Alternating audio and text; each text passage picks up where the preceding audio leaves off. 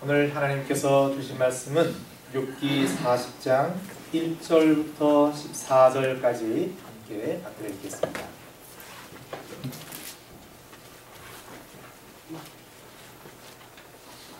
욥기 40장 1절부터 14절까지 제가 가진 성경으로는 구약 800년과 801년입니다. 찾으신 줄 알고 제가 한 절, 우리 성도님께서 한 절 큰 소리로 읽겠습니다. 시작. 여호와께서 또 욥에게 말씀하여 가라사대 용감한 자가 듣는 자와 듣겠느냐 하나님과 변론하는 자는 대답할지니라. 욥이 여호와께 대답하여 가로되 나는 미쳐나오니 하십시오. 나는 미쳐나오니 무엇이라 주께 대답하리까 손으로 내 입을 가릴 뿐이로소이다. 내가 한두 번 말하였사온즉 다시는 더하지도 아니하겠고 대답지도 아니하겠나이다. 여호와께서 폭풍 가운데서 욥에게 말씀하여 가라사대 너는 대장부처럼 허리를 묶고 내가 네게 묻는 것을 대답할지니라. 내가 내 심판을 대하며 스스로 대하여 나를 부른다 하느냐. 내가 하나님처럼 팔이 있느냐 하나님처럼 우렁차게 울리는 소리를 내겠느냐. 너는 유명과 존귀로 스스로 누이며 영광과 하늘을 스스로 누리지라. 너의 넘치는 노를 쏟아서 교만한 자를 발견하여 낱낱이 낮추되 곧 모든 교만한 자를 발견하여 나를 쫓으소서 밟아서 그들을 함께 진토에 묻고 그 얼굴을 싸서 어둑한 곳에 둘지니라. 그리하면 내 오른손이 너를 벗을 수 없다고 대답하리라. 아멘. 고난의 문제를 가장 깊이 있게 다룬 욥기를 마무리하는 그 즈음에 저희들이 와 있습니다. 그러기에 이제 저희들도 욥기를 통한 하나님의 가르침을 나름대로 정리할 필요가 있습니다. 그리고 또 실제로 하나님께서 욥기를 통해서 가르쳐 주시고 말씀하신 여러 가지의 그 삶의 지표들을 이제 앞으로 어떻게 저희들 삶에 적용할 것인가에 대해서 한 번쯤 깊이 생각해 볼 때가 됐습니다. 우리가 정말 일평생 신앙생활하면서 항상 힘들고 어려운 것은 하나님 말씀과 가르침을 어떻게 저희들이 살아가는 삶에 적용하느냐 하는 것입니다. 어떻게 가르친 대로 다 맞는 말씀인데 다 고개를 끄덕이고 말씀을 들을 때는 가슴을 치며 아파했고 다시는 그러지 말아야지 라고 결단했는데 과연 이 문을 나가서 내가 사는 저 세상에 살아갈 때 어떻게 정말 그 말씀대로 살아갈 것인가, 이것이 저희들에게 늘 중요한 정말 큰 도전이 아닐 수 없습니다. 저희들은 아마 일평생 살아가면서 이 문제를 갖고 몸부림칠 것입니다. 하지만 중요한 것은 사실 힘들고 어렵다 할지라도 어떻게 하든 하나님의 가르침과 예수님의 가르침을 저희들은 오늘은 조금 부족할런지 모르지만 오늘보다는 내일보다는 그 모레가, 그리고 올해보다는 내년이 좀 더 예수님의 가르침에 가깝게 접근해가는, 한 발 정도 다가가는 그런 삶의 모습을 보여야 한다는 것입니다. 바로 그런 저희들의 노력과 그러한 애씀이 있어야만 하나님의 자녀이고 예수 그리스도의 제자라는 것입니다. 그저 명목상으로 교회 다니는 사람으로 존재하거나 남아서는 안 된다라는 것입니다. 오늘 말씀을 보시면 하나님께서 저희들에게 고난을 당했을 때 너희들이 어떠한 태도를 취해야 되는지에 대해서 구체적으로 아주 실천적인 메시지를 보여주고 계십니다. 진짜 저희들이 고난을 마주했을 때 어떻게 반응해야 하고 어떻게 살아야 하는지를 하나님께서 가르쳐 주고 계시다는 것입니다. 그러니까 욥은 이렇게 살았는데 너희들은 이렇게 살면 안 된다라는 것을 한번 하나님께서 말씀하시는 거예요. 오늘 말씀 2절을 보십시오. 변박하는 자가 전능자와 다투게 되냐 하나님과 변론하는 자는 대답할지니라. 하나님께서 욥에게 이렇게 말씀하셨어요. 여러분, 변박하는 자라는 이 말이 좀 어렵죠. 어려운 말입니다. 이 말은 히브리어로 이소르라고 해서 직역을 하면은 흠잡는 사람, 야단치는 사람, 책망하는 사람, 이런 사람을 두고 변박하는 자라고 할 수 있습니다. 영어로 얘기한다면 fault finder예요. 그러니까 fault가 있는 거, 그 사람이 잘못이 있는 것을 파인드하는 거예요. 그러니까 찾는 거예요. 호시탐탐 누가 잘못한 게 없나 이렇게 바라보는 사람. 이런 사람이 바로 변박하는 자, 흠잡는 자입니다. 하나님 보시기에 욥은 감히 하나님을 향하여 흠잡고 책망하는 사람이었다라는 것입니다. 여러분 말씀 3절부터 5절까지의 욥의 고백을 보면 욥 스스로도 이것을 인정하고 있는 것을 저희들이 알 수 있습니다. 물론 욥은 처음부터 이렇게 흠잡는 사람으로 살지는 않았었겠죠. 저희들이 이미 그것을 압니다. 이 사람은 제일 처음부터 이런 사람은 아니었어요. 그러나 안타깝게도 자신에게 닥친 고난의 정도가 깊어지면서 또 그 시간이 길어지면서 어느덧 자신도 모르게 흠잡는 사람으로 변해갔다라는 것입니다. 다시 말해서 욥은 자신이 결코 하나님처럼 이 세상을 창조할 수도 없고 다스릴 수도 없는, 아니 자기 자신의 삶조차도 어떻게 할 수 없는 참으로 연약한 존재이고 죄인이면서도 감히 하나님을 원망하는 어리석음을 보였다는 것입니다. 하나님께서 저희들에게도 똑같이 말씀하십니다. 저희들은 저희들의 삶에서 어떤 어려움과 고난을 만났을 때 하나님을 원망할 때가 많습니다. 저희들이 교회를 하면서도 그런 생각을 할 때가 많습니다. 그런데 중요한 것은 하나님을 결코 저희들은 원망해서는 안 된다는 것입니다. 왜 그렇습니까, 여러분? 저희들이 흠잡는 사람으로 변해가서는 안 된다는 것입니다. 왜 그렇습니까? 지난 주일에 저희들이 말씀을 나눈 것처럼 저희들의 삶과 연결된 모든 것들을 하나님께서 주셨기 때문입니다. 저희들이 가진 모든 것들을 하나님께서 다 주셨기 때문입니다.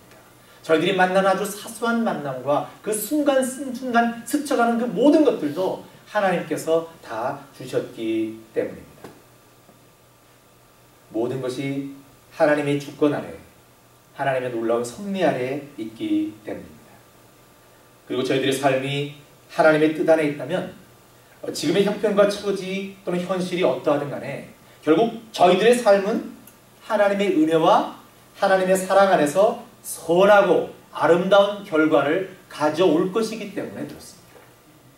지금은 그렇지만 그러나 이 순간이 지나면 하나님께서 저희들을 선하게 인도하셔서 결국 하나님의 자녀가 누릴 수 있는 큰 복을 누리게 하실 것이라는 확신이 있기 때문에 그렇다는 거예요. 그러기에 저희들은 하나님을 원망해서는 안 된다라는 것입니다.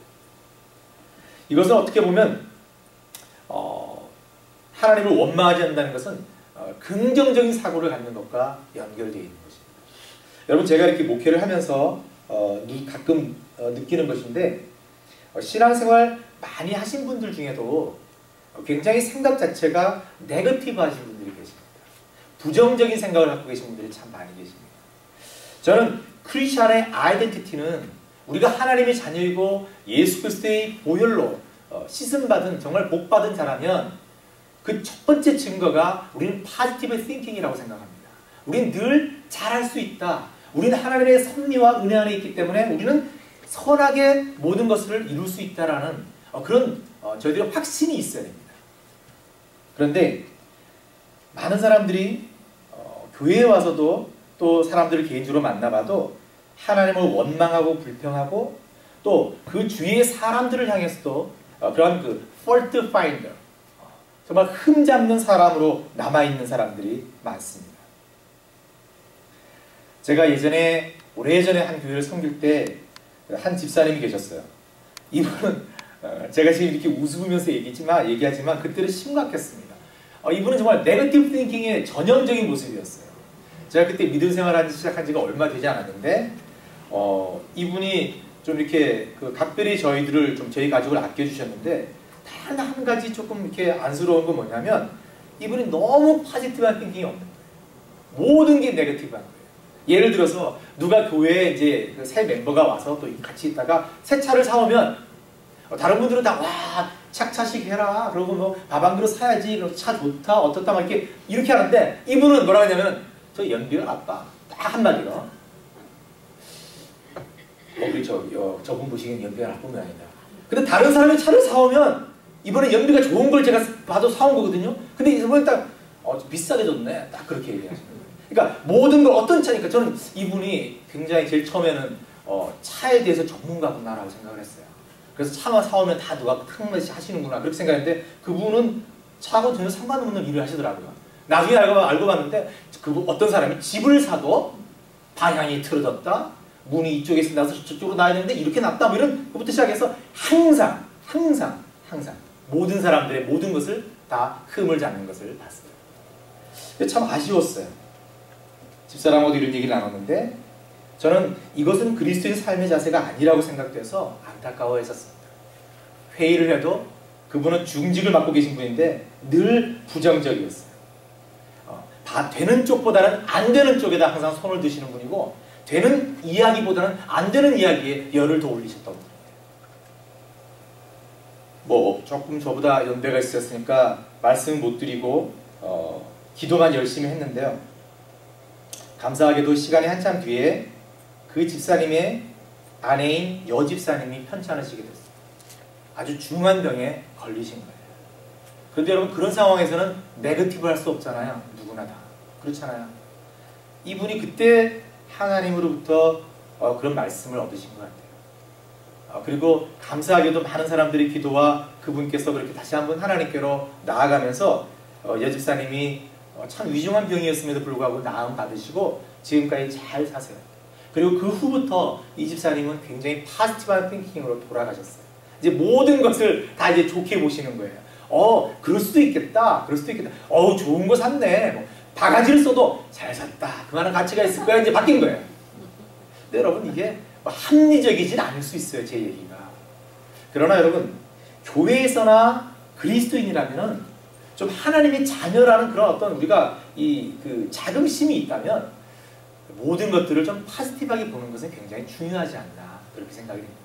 사람들에게 좀 더 용기를 주고 우린 하나님이 계시잖아, 우린 주님이 계시잖아, 우리 예수님이 우리 사랑하시잖아, 이런 얘기를 하면서 그 순간들을 어려움을 이겨나갈 수 있도록 뭐 그런다고 뭐 변하는 게 있습니까? 그렇게 말씀하시면 할 말이 없어요. 그러나 그렇게 얘기를 하면서 우리가 계속해서 기도하고 하면 당연히 바뀌죠. 하나님의 자녀들인데 그렇지 않습니까? 그렇기 때문에 오늘 욥은 흠잡는 사람이 아니었어요. 제일 처음에. 근데 고난이 심해지면서 이렇게 변한 거예요. 여러분 저희들도 그럴 수 있습니다. 제가 말씀드렸던 잠깐 예를 들었던 이 집사님, 제가 이 정도 얘기하면 그분 모르시겠죠? 알면 안 되는데 이분도 나중에 이제 깊이 있게 이제 오랜 세월 같이 살면서 이제 많은 얘기를 하게 되잖아요. 이해하게 됐었어요. 왜냐하면 이분이 이민 생활을 고등학교 1학년 때 오셨더라고요. 그리고 그러면서 쭉 미국 생활 하시면서요, 이민 생활 하시면서 너무너무 상처가 많으신 거예요. 요즘은 우리 아이들이 다 똑똑해서 영어를 잘하지만 연세 많으신 분들이 고등학교 1학년쯤 오면은 영어 따라가기 쉽지 않았을 거예요. 그때는요. 그래서 대학도 사실 제대로 못 가신 분이에요. 그러니까 항상 거기에 대한 학력에 대한 불편함도 있고요. 그런 여러 가지들이 있었던 거예요. 그러니까 이런 것들 때문에 계속 좀 이렇게 속상해했었던, 그리고 뭐 교회에서도 많이 상처가 있었고, 그러다 보니까 이제 자기 방어로 좀 네거티브한 그런 모습을 보였던 거예요.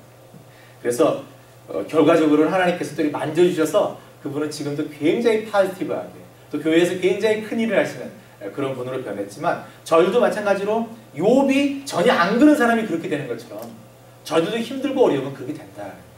그런데 그렇게 된다 할지라도 저희들이 잊지 말아야 하고 놓치지 말아야 할 것은 저희들은 예수님의 보혈로 씻음받은 죄인이 아니라 의인이고, 하나님께서 지금도 저희들을 만지시고 사랑하시는, 역사하시는 하나님의 자녀이기 때문에 항상 긍정적인 그런 사고로 살아야 한다는 거죠. 흠잡는 사람이 아니라 늘 다른 사람들을 향해서 칭찬해주는 사람으로 살아야 한다는 것입니다.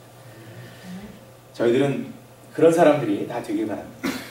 예수사랑교회는 흠잡는 사람이 없고 다 칭찬하는 사람들만 넘쳐나기를 바랍니다. 물론 뭐 그런 것도 문제가 된다면 문제가 될 수 있겠지만 어쨌든 나머지는 하나님께 맡겨드리면 좋겠습니다. 두 번째, 저희들이 고난 속에서 취해야 할 태도에 대한 교훈은 6절부터 9절까지에서 찾을 수 있습니다. 하나님께서는 38장에서 욥에게 나타나실 때와 똑같은 방법으로 오늘 또 나타나셔서 말씀하십니다. 그리고 그 질문이 있습니다. 말씀 8절, 내가 내 심판을 패하려느냐? 스스로 의롭다 하려 하여 나를 불의하다 하느냐? 여러분 뒤에 이어지는 9절 말씀은요, 하나님께서 욥에게 8절의 내용을 감당할 수 있는, 즉 내가 하나님의 능력을 갖고 있느냐, 감히 작은 존재에 불과한 내가, 사람인 네가 어떻게 전능하신 하나님을 판단할 수 있느냐 라는 그 질문은 부가적인 질문일 뿐입니다. 중요한 질문은 뭐냐면 내가 스스로 어렵다 하여 감히 나를, 하나님을 불의하다 하느냐, 이겁니다. 여러분 대단하지 않습니까? 여러분 이것은 저희들이 하나님을 원망하는 것을 넘어선 것을 얘기합니다. 이것은 하나님이 틀렸다라고 얘기하는 것입니다. 하나님이 옳지 않다라고 얘기하십니다. 여러분 이게 사람입니다. 저희들은 충분히 이럴 수 있습니다. 어떻게 욥이 하나님이 잘못됐다라고 얘기할 수 있었을까? 그런 생각을 하실 수도 있죠. 그러나 분명히 욥은 그렇게 얘기했어요. 또 설마 하나님을 잘못했다고 하나님이 불의하다고 하는 그런 믿는 사람들이 어디 있겠습니까? 그렇게 반문하실 수 있습니다. 그러나 역시 그런 사람들이 있습니다. 여러분 간단한 예를 들어서 지금 이 세상에 만연하는 여러 가지 사이비와 이단, 아니 옛날 우리 신약시대에 정말 많았던 그 사이비와 이단들을 한번 생각해 보십시오. 그 사람들은 하나님 제일 처음부터 믿지 않는 사람이었습니까? 아닙니다. 여러분. 그들은 하나님 믿는 사람들이었습니다.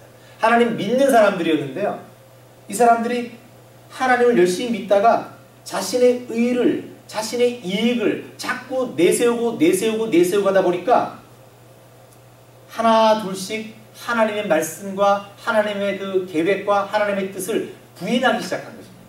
그리고 거기에다가 슬쩍 자기의 뜻과 자기의 의도와 자기의 욕심을 심어놓은 것입니다.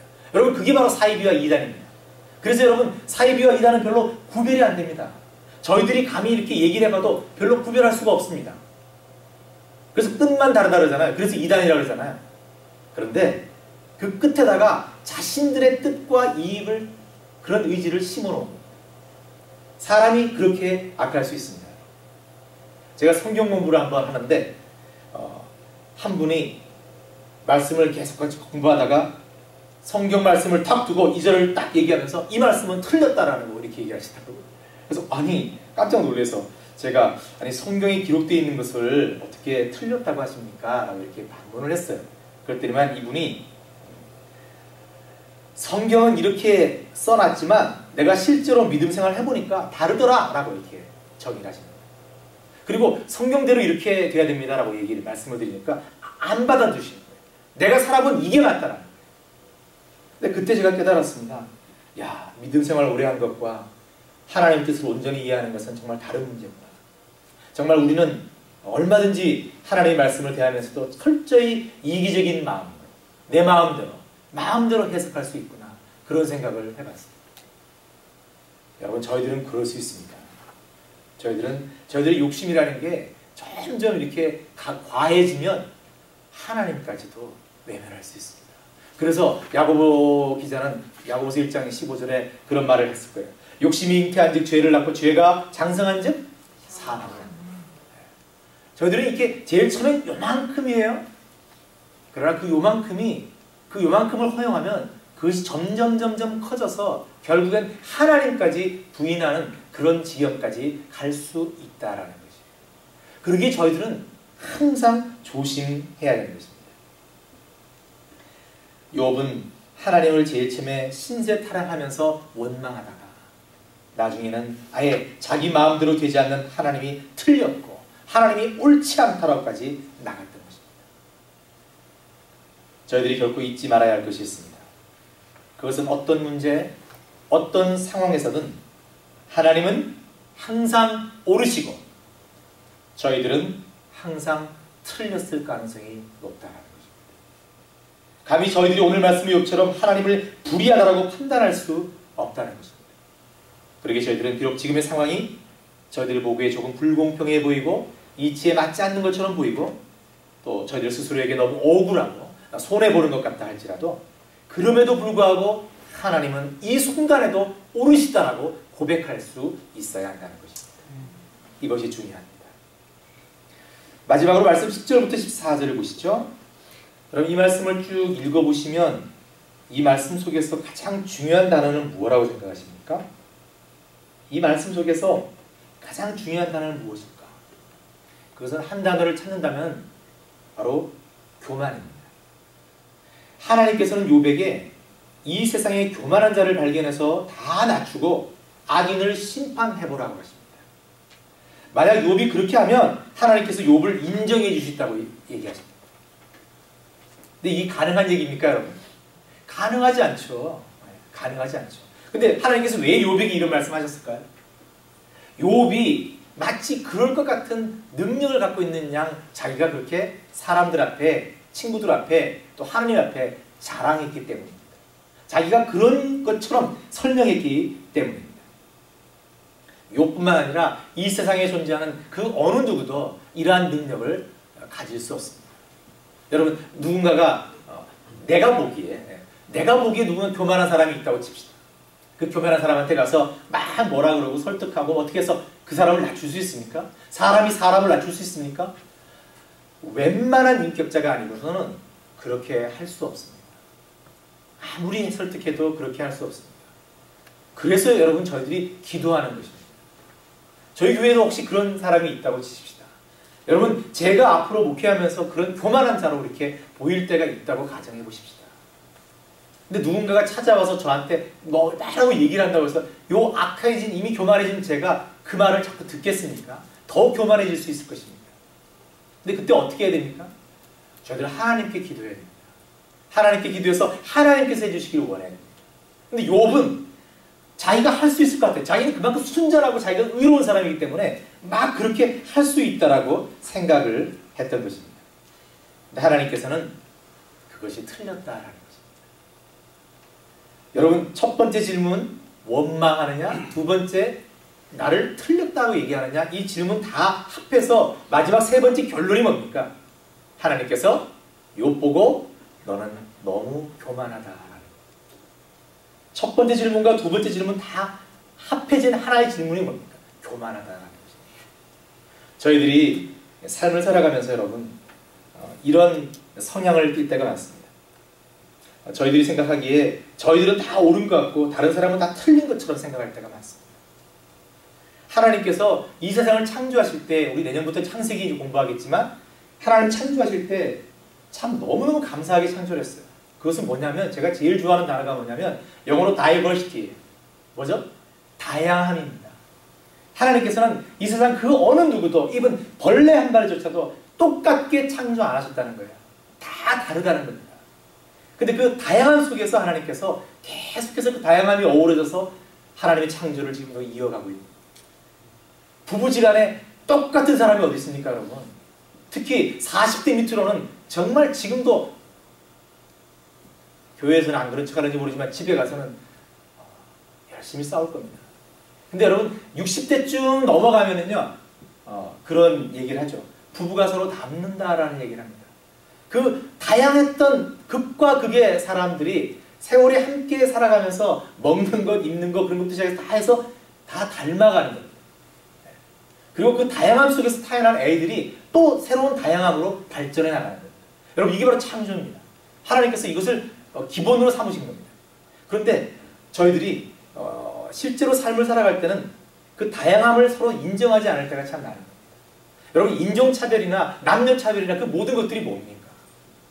가진 자들이, 힘이 있는 자들이 그 다양함을 인정하지 않는 바로 그것입니다.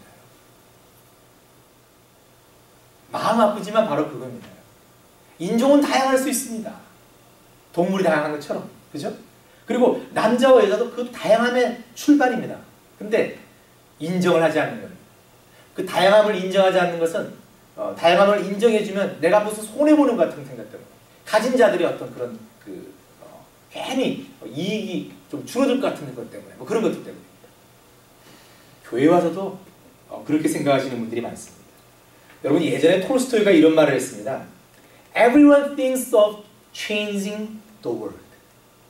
모든 사람들은 세상을 바꾸고 싶어 한다 라는 거예요. But no one thinks of changing himself. 아무도 자기 자신을 바꾸려 하지는 않는다. 이런 얘기입니다. 여러분, 저희들도 혹시 신앙생활 하면서 저희들의 기준대로 저희들이 갖고 있는 어떤 그런 확고한, 정말 좁은 어떤 그런 시야로 이 세상 사람들을, 또는 우리 교회 지체들을 그렇게 판단하거나 얘기하고 있지 않습니다. 여러분, 이러한 것들을 버려야 돼요. 바로 이러한 생각들이 하나님께서 말씀하시는 교만한 생각입니다. 하나님께서는 오늘 욥에게 욥의 교만함을 드러내시고 그 교만함을 낮추라고 얘기하십니다. 그리고 욥은 이제 자신의 그 처지와 자신의 형편과 자신의 못남을 깨닫고 하나님께 이제 무릎 꿇기 시작합니다. 저희들이 오늘 말씀을 통해서 잊어버리지 말아야 할 것이 있습니다. 그것은 하나님께서 욥의 교만함을 완전히 무너뜨리시는 것처럼 저희들도 만약에 겸손하지 못하고 교만하다면 하나님께서 저희들의 그 교만함을 무너뜨리실 겁니다. 저희들이 과연 예수님을 믿기 전보다 지금, 아니 내일 얼마나 더 예수님 앞에서 겸손한 삶을 살 수 있느냐, 저희들이 하나님 앞에서 얼마나 더 겸손할 수 있느냐, 이것은 바로 저희들의 아이덴티티라는 것을 잊지 마시기 바랍니다. 그러기에 여러분, 신앙생활을 오래하면 오래할수록, 하나님의 말씀을 공부하면 공부할수록, 큐티하면 할수록, 제자 훈련을 하면 할수록 더욱 낮아지고 겸손해져야 합니다. 신앙생활을 오래 했다고, 제자 훈련 많이 했다고, 여러분 그게 다가 아닙니다. 어떻게 살아가느냐가 제일 중요합니다. 제자 훈련의 그 커리큘럼이나 만약에 제자 훈련 막 받아와서 여전히 교회 와서도 그렇게 교만한 모습을 보이고 있다면 여러분 그건 제자 훈련의 커리큘럼이 잘못됐든지 티칭이 잘못됐든지 something wrong이에요. 예수님의 제자 훈련은 그렇지 않습니다. 예수님의 제자 훈련은 무릎 꿇고 더러운 말을 닦는 겁니다. 예수사랑교회 성도 여러분, 저는 저희들이 그런 사람들이 되길 바랍니다. 교회에서 어떻게 저희들이 어떤 처음 온 사람이나 어떤 사람들을 이렇게 뭘 가르치거나 자꾸 그런 것보다도 저희들이 더 낮아진 모습으로 내려가서 더 섬기고 더 무릎 꿇는 그런 모습을 저희들이 보기를 바랍니다. 저희 공동체는 그러한 공동체가 낮아진 공동체라는 소리를 들으면서 물이 더욱더 낮은 곳으로 계속해서 흘러들어가듯이 이 교회가 낮아지면 역시 세상에 불쌍한 많은 영혼들이 낮아진 이 교회로 흘러 들어올 것입니다. 그것이 바로 영적 부흥이라고 저는 믿습니다. 오늘 하나님의 말씀을 통해서 욥의 교만함을 통해서 저희들이 교만함을 돌아봤습니다. 저희 교회 참 힘들고 어려운 삶이지만 지금 잘하고 있지만 지금보다 더 열심히 낮아지고 섬기는 그런 교회가 되었으면 합니다. 기도하겠습니다. 하나님 감사합니다. 저희들이 가끔 저희들이 생각이 옳은 것처럼 생각할 때가 많습니다. 하나님 용서하십시오. 하나님의 말씀, 하나님의 생각이 정말 저희들과 어떻게 비교할 수 있겠습니까? 그럼에도 불구하고 저희들이 하나님이 틀렸다라고까지 악해지기 십상입니다. 하나님 저희들을 용서해 주시옵소서. 하나님 예수사랑교회 더욱 겸손한 사람들이 될 수 있도록 더욱더 저희들을 닦아주시고 훈련시켜 주시옵소서. 하나님 억지로 겸손해지려 하는 것이 아니라 그저 저희들의 삶 자체가 겸손함으로 드러나는 그때까지 저희들을 들어서 주시옵소서. 감사드리며 예수님 이름으로 기도드립니다.